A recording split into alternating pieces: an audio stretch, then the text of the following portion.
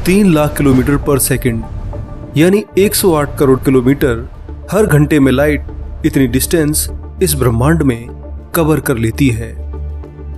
इस स्पीड से तेज कोई भी नहीं है और ये इस यूनिवर्स की मैक्सिमम स्पीड भी है। कोई भी ऑब्जेक्ट इससे ज्यादा तेज स्पीड से ट्रेवल नहीं कर सकता है। अगर आप लाइट की 99.99% स्पीड से भी लाइट का पीछा करो तो भी ये आपको 3 लाख किलोमीटर पर सेकंड की स्पीड पर ही दिखाई देगी। इसकी स्पीड में कोई भी चेंज नहीं आएगा। आप लाइट को ओवरटेक करने की सोचोगे पर इसे ओवरटेक करना तो दूर, आप इसे कभी पकड़ ही नहीं सकते हो। ये हमेशा आपसे आगे रहेगी और इसकी स्पीड में कोई चेंज नहीं आएगा। पर ये सब देखकर आपके मन में ये सवाल तो आता ही होगा कि आखिर 3 लाख किलोमीटर पर सेकंड ही क्यों? लाइट की स्पीड इससे ज्यादा क्यों नहीं है? क्या ब्रह्मांड को कोई कंट्रोल कर रहा है जिससे ये स्पीड एकदम कांस्टेंट है, या फिर ब्रह्मांड खुद इस तरह बना है कि लाइट की इस स्पीड से तेज कुछ चल ही नहीं सकता है? अगर कोई इससे तेज जाने की कोशिश करे तो क्यों हर बार ब्रह्मांड उसे रोक देता है? ऐसी क्या फिजिक्स और नियम है जो लाइट की स्पीड को हमेशा इतना ही रखते हैं? इसके अलावा क्या लाइट को कभी टाइम महसूस होता है? आखिर उसे ब्रह्मांड कैसा दिखाई देता है? और अरबों लाइट ईयर दूर गैलेक्सी पर जाने के लिए क्या लाइट को सच में अरबों साल लगते हैं या फिर ये इंस्टेंटली पहुंचती है? वहीं दूसरी ओर जो यूनिवर्स खरबों गैलेक्सीज और स्टार्स के कारण बहुत ब्राइट होना चाहिए था, वो भी असल में लाइट के कारण ही हमें इतना डार्क दिखाई देता है। क्यों हमें रात का आसमान अरबों तारे दिखते हुए भी एकदम डार्क लगता है? ऐसा क्या है कि लाइट के होते हुए भी यूनिवर्स बहुत ज्यादा डार्क जगह बनकर रह गया है? तो दोस्तों, लाइट से जुड़े ये रहस्यमयी और खतरनाक सवाल आपके पक्का होश उड़ा देंगे। तो इन्हें अच्छे से जानने के लिए और लाइट से जुड़ी साइंस को और अच्छे से समझने के लिए ये वीडियो पूरी जरूर देखें, क्योंकि मैं आज पहली बार आपको ऐसे फैक्ट्स और इंफॉर्मेशन देने वाला हूं जो टॉप साइंटिस्ट ही जानते हैं। तो चलिए फिर शुरू करते हैं। आज से 150 साल पहले वैज्ञानिक ये मानते थे कि जिस तरह आवाज को एक जगह से दूसरी जगह जाने के लिए कोई मीडियम चाहिए, जैसे कि हवा, क्योंकि हवा ही साउंड वेव्स को एक जगह से दूसरी जगह ले जाती हैं और मैं और आप फिर सुनते हैं, उसी तरह इस ब्रह्मांड में लाइट को एक जगह से दूसरी जगह ले जाने के लिए कोई ना कोई मीडियम तो जरूर होगा। लाइट, जो कि खुद एक वेव है, सूर्य से चलकर धरती तक करोड़ों किलोमीटर का खाली अंतरिक्ष कैसे पार कर लेती है? ये किसी के सहारे इस ब्रह्मांड में जरूर चलती होगी। जिस तरह हमारी पृथ्वी हवा से भरी है, उसी तरह पक्का ब्रह्मांड भी किसी चीज से भरा होगा जिससे लाइट आसानी से ट्रेवल करती होगी। वैज्ञानिकों ने उस समय इस रहस्यमयी चीज को ईथर नाम दिया। उन्होंने मान लिया कि अंतरिक्ष पूरी तरह खाली नहीं है। ये ईथर नाम के एक ना दिखने वाले बिना वजन वाले पदार्थ से भरा हुआ है। ये पूरे ब्रह्मांड में एक शांत समुद्र की तरह फैला है और लाइट इसी ईथर के समुद्र में लहरों की तरह तैरकर हम तक पहुंचती है। ये अजम्पशन उस समय इतना पक्का था कि कई वैज्ञानिक इसे सही मानते थे। पर धीरे धीरे साल 1887 में एक ऐसा ट्विस्ट आया जिसने पूरी साइंस को ही बदल कर रख दिया। पहली बार हम तब लाइट की प्रॉपर्टीज को समझ पाए थे। उस समय दो वैज्ञानिकों अल्बर्ट माइकलसन और एडवर्ड मोर्ले के दिमाग में ऐसा सवाल गूंज रहा था जो उन्हें लगातार परेशान करता था। उनका कहना था कि जिस तरह हम पृथ्वी पर चलते हैं और दौड़ते हैं या गाड़ी चलाते हैं तो हमें हवा का एक धक्का सा लगता है। जितनी तेजी से हम चलेंगे उतनी ही हवा हमें लगेगी और हमारी स्पीड कम करने की कोशिश करेगी। तो ऐसे ही अगर ये ब्रह्मांड सच में ईथर से भरा हुआ है तो यहाँ भी पृथ्वी, जो कि इस स्पीड पर सूर्य की परिक्रमा करती है, उसे भी ईथर की हवा यानी ईथर विंड महसूस होनी चाहिए। इस बात को साबित करने के लिए उन्होंने एक फेमस एक्सपेरिमेंट किया जिसे माइकलसन मोर्ले एक्सपेरिमेंट कहा जाता है। यहाँ उन्होंने एक लाइट की बीम ली और मिरर्स की मदद से उन्हें दो अलग अलग डायरेक्शन में बांट दिया। एक बीम पृथ्वी की रोटेशन यानी घूमने की डायरेक्शन में थी तो दूसरी बीम उससे 90 डिग्री के एंगल पर। अब उनका लॉजिक बहुत सिंपल था। जो लाइट वेव ईथर बिंड की ओर गई है वो वापस जब रिफ्लेक्ट होगी तो उसे ईथर बिंड से रेजिस्टेंस मिलेगा। ठीक वैसे ही जैसे आप अपनी बाइक को हवा में अपोजिट चलाते हो और हवा आपकी स्पीड कम करने की कोशिश करती है, पर जब लाइट वेव रिफ्लेक्ट होकर के डिटेक्टर पर आई तो उसे उतना ही टाइम लगा जितना दूसरी लाइट वेव को बिना ईथर के लगा। यानी दोनों लाइट बीम एकदम बिल्कुल एक ही समय पर डिटेक्टर पर वापस लौटी। उन्होंने इस एक्सपेरिमेंट को दिन में किया, रात में किया, लेकिन नतीजा हमेशा यही रहा। इस एक्सपेरिमेंट ने पूरी साइंटिफिक कम्युनिटी को उस समय परेशान कर दिया। इससे यही नतीजा निकला कि ईथर जैसी कोई चीज इस ब्रह्मांड में नहीं है और लाइट को एक जगह से दूसरी जगह जाने के लिए किसी भी मीडियम की जरूरत नहीं है। हालांकि इस एक्सपेरिमेंट के पब्लिश होने के 22 साल पहले ही महान वैज्ञानिक जेम्स क्लार्क मैक्सवेल अपनी इक्वेशन से यह साबित कर चुके थे कि लाइट असल में एक इलेक्ट्रोमैग्नेटिक वेव है जो इलेक्ट्रिक और मैग्नेटिक फील्ड से मिलकर बनी होती है। मैक्सवेल ने बताया कि स्पेस में लाइट की स्पीड दो चीजों पर निर्भर करती है। पहला, परमिटिविटी, यानी एक ऐसी वैल्यू जो बताती है कि अंतरिक्ष इलेक्ट्रिक फील्ड को बनने से कितना रोकता है, यानी रेजिस्टेंस। वही दूसरी वैल्यू है परमिएबिलिटी, जो बताती है कि अंतरिक्ष मैग्नेटिक फील्ड को बनाने में कितना सपोर्ट करता है या कितनी आसानी से गुजरने देता है। मैक्सवेल ने इन दोनों का इस्तेमाल करके एक फॉर्मूला दिया जो लाइट की स्पीड को नापने में मदद करता है। आप इस फॉर्मूले को स्क्रीन पर देख सकते हैं। तो जब वैज्ञानिकों ने अंतरिक्ष की इन दोनों वैल्यूज परमिटिविटी और परमिएबिलिटी को इस फॉर्मूले में डाला तो जो जवाब आया उसने सबके होश उड़ा दिए।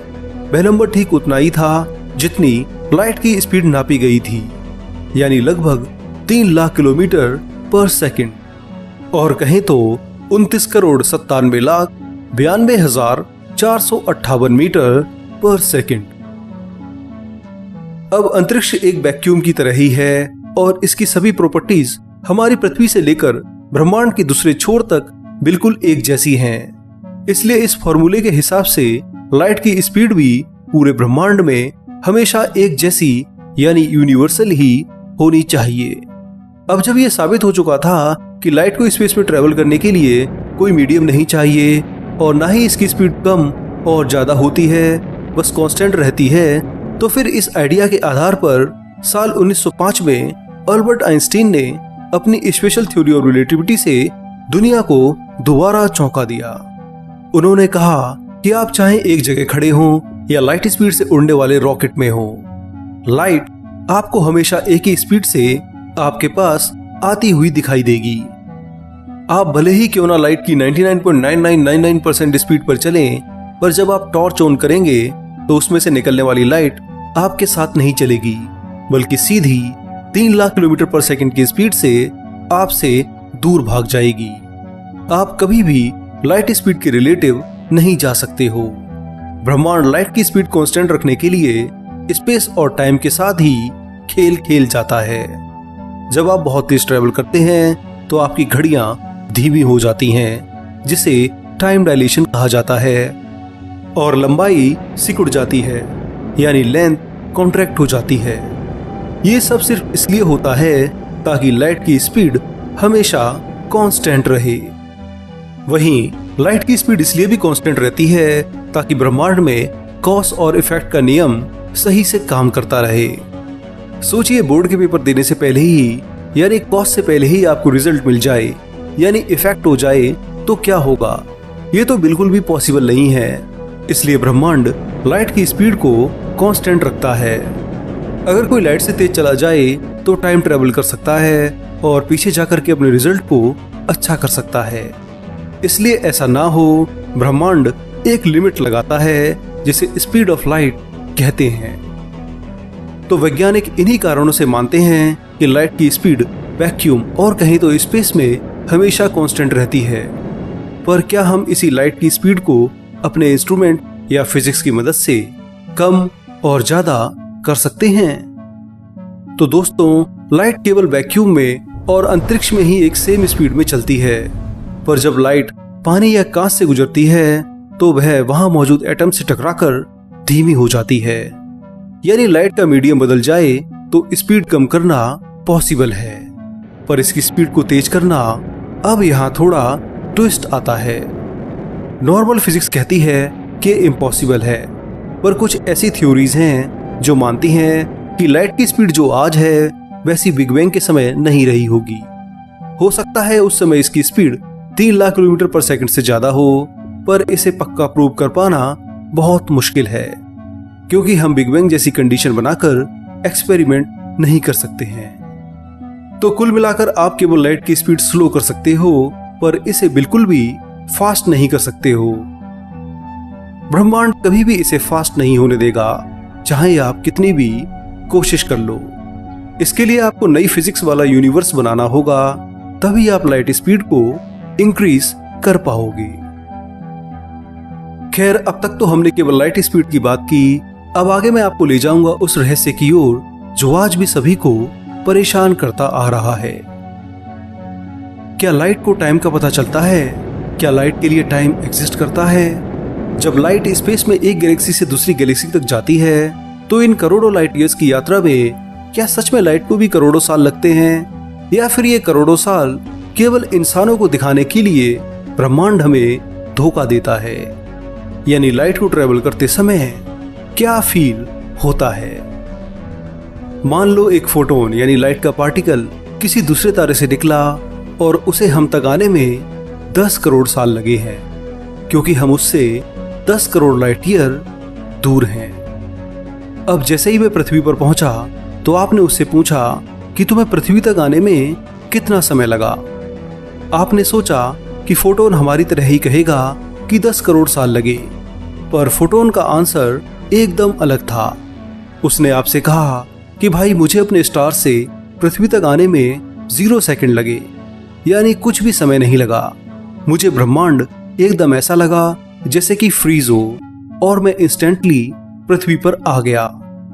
अब आप सोचेंगे कि ऐसा कैसे हो सकता है? तो दोस्तों, आइंस्टीन की स्पेशल थ्योरी ऑफ रिलेटिविटी की माने तो जब लाइट चलती है तो उसे टाइम और डिस्टेंस दोनों 0 लगते हैं, यानी टाइम डायलेशन और लेंथ कॉन्ट्रैक्शन 100% होता है। फोटोन को हमारी पृथ्वी एकदम अपने पास ही दिखाई देगी। उसे ऐसा लगेगा जैसे वो बिना हिले ही पृथ्वी पर आ गया है। जिस तरह हम स्पेस में यात्रा को एक्सपीरियंस करते हैं, लाइट कभी भी कोई यात्रा तय नहीं करती। हमारे लिए जो 10 करोड़ साल का लंबा इतिहास है, लाइट के लिए वो बस एक इटर्नल नाउ यानी हमेशा रहने वाला वर्तमान है। लाइट के लिए टाइम का कोई वजूद नहीं है। हालांकि ये सब आइंस्टीन के मुताबिक फ्रेम ऑफ रेफरेंस पर डिपेंड करता है, यानी नजरिए पर। अगर आप लाइट के नजरिए से देखोगे तो आप भी वह एक्सपीरियंस करोगे जो लाइट करती है। वहीं अगर आप अपने फ्रेम ऑफ रेफरेंस यानी अपने नजरिए से देखोगे तो आपके लिए टाइम का कॉन्सेप्ट लागू हो जाएगा। 10 करोड़ लाइट ईयर दूर की यात्रा 10 करोड़ साल की ही लगेगी। लाइट भी आपको 10 करोड़ सालों में ही पृथ्वी पर आती हुई दिखाई देगी। खैर, ये तो आपने जान लिया कि स्पेस में जब लाइट ट्रेवल करती है तो उसे क्या एक्सपीरियंस होता है और उसे क्या लगता है। पर अब हम इसी लाइट से जुड़े एक ऐसे पैराडॉक्स के बारे में भी जानेंगे जिसे जानकर आपके पक्का होश उड़ जाएंगे। सोचिए, इस ब्रह्मांड में अरबों खरबों तारे और गैलेक्सीज और क्वेज़ार्स हैं। हर तरफ आपको अपनी गैलेक्सी में तारे ही तारे दिख जाएंगे। पृथ्वी से हजारों गुना विशाल तारे जब हर तरफ हैं, तो फिर भी आपको रात में गैलेक्सी काफी डार्क क्यों दिखाई देती है? गैलेक्सी के सेंटर में सुपरमैसिव ब्लैक होल्स यानी क्वेज़ार्स होते हैं जो अरबों तारों से भी ज्यादा ब्राइट होते हैं। और ऐसे ही 20 खरब गैलेक्सीज को मिला लिया जाए तो उनमें कितने तारे और क्वेज़ार्स होंगे? तो इस हिसाब से तो ब्रह्मांड में लाइट ही लाइट हर जगह होनी चाहिए थी। ब्रह्मांड हमें एकदम ग्लो करता हुआ दिखाई देना चाहिए था, पर ऐसा कुछ नहीं है।